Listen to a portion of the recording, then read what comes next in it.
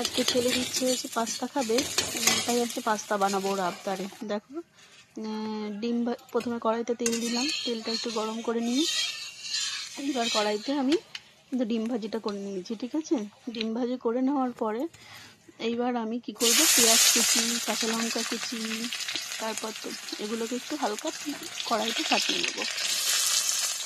এটা হালকা একটু পেঁয়াজের কাঁচা গন্ধটা চলে গেলে এরপরে কিন্তু দেখো এটা কিন্তু কড়াইতে আমি কিন্তু ভাজছি। ভাজার পরে এটা হালকা যখন ভাজা একটু হালকা কালারটা একটু চেঞ্জ হবে, তখন কিন্তু এর মধ্যে কী দিতে হবে, টমেটোটা দেবো আমি এখনই।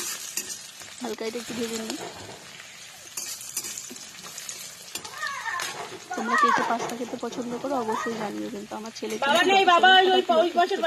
পাস্তাটা করে দিলে পাস্তাটা খায়। আর আমার খুব ভালো লাগে যে এই দেখো আমি টমেটো দিয়ে দিয়েছি, খুব ভালো লাগে যে ও কিছু তেল খাবারের কিছু না খেলে ওর পছন্দের খাবারগুলো কিন্তু আমি করে দিই, বুঝলে?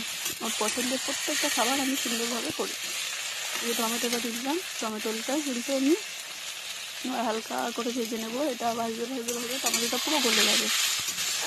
টমেটোটা গলে যাওয়ার পরে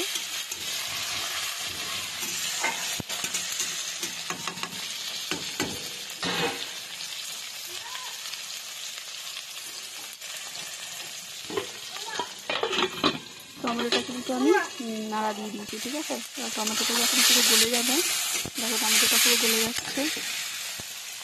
গলে যাওয়ার পরে এবার কিন্তু আমি আলাদা করে ডিম ভাজি যেটা করে রেখেছিলাম ওটা আলাদা রেখেছি, দিয়ে দিলাম সেদ্ধ করা, লবণ তেল দিয়ে সেদ্ধ করা কিন্তু পাস্তা। যখন পাস্তাটা সবাই সেদ্ধ করবে জলের মধ্যে কিন্তু লবণ আর অল্প একটু তেল দিয়ে দেবে। ঠিক আছে, তাহলে কিন্তু পাস্তাটা ঝরঝরে থাকে। এবার আমি এর ভিতরে কিন্তু পাস্তাটা দিয়ে দিয়েছি, তারপরে ডিম দিয়েছি। ডিম দেওয়ার পরে আর কড়াইতে যখন আমি পেঁয়াজটা দিয়েছি তখনই কিন্তু লবণ কিছুটা দিয়েছি, কিছুটা সেদ্ধ জলে দিয়েছি। ঠিক আছে, আর হালকা একটু হলুদ গুঁড়ো ইউজ করি আমি, অনেকে হলুদ গুঁড়োটা দেয় না। তা এই যে আমাদের কিন্তু ঝাল ঝাল পাস্তা রেডি। এরপরে দেখো এটাকে হালকা একটু যে জলটা ছিল পাস্তাটার গায়ে সেটা কিন্তু টেনে নিতে হবে, নাহলে কিন্তু ভালো লাগবে না। এটা সুন্দরভাবে নাড়তে হবে আস্তে আস্তে আস্তে আস্তে করে, যাতে পাস্তার গায়ে যে লাগা জলগুলো সেটা যেন পুরো টেনে যায়।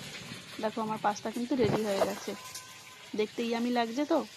কে কে খাবে বলো, চলে আসো, এক এক বাটি করে নিয়ে নাও সবাই। এর উপরে কিন্তু একটু টমেটো সস দিয়ে দিয়েছি। ঠিক আছে, টমেটো সস কিন্তু আমার ছেলের খা, এক চামচ খা, খেয়ে আমি বলবি। ওর কিন্তু প্রচন্ড শরীর খারাপ। সবাই ওর জন্য একটু প্রার্থনা করো। ঠিক আছে, ওই জন্য তাড়াতাড়ি সুস্থ হয়ে যায়। ওই যে খেয়ে বলছে ইয়ামি হয়েছে, ওই গরমটাও সহ্য হয়নি, ওই গরম নিয়েই মুখের মধ্যে পুড়ে দিয়েছে। আচ্ছা চলো তোমাদের কিছু টেস্ট করাই, খেয়ে দেখো তো কেমন হয়েছে। নাও করো, নাও খেয়ে দেখো তো কেমন হয়েছে, একটু বলো। বাহ দারুণ, আমার তো বেশ ভালোই লেগেছে। কান্নার ভিডিওটা উঠে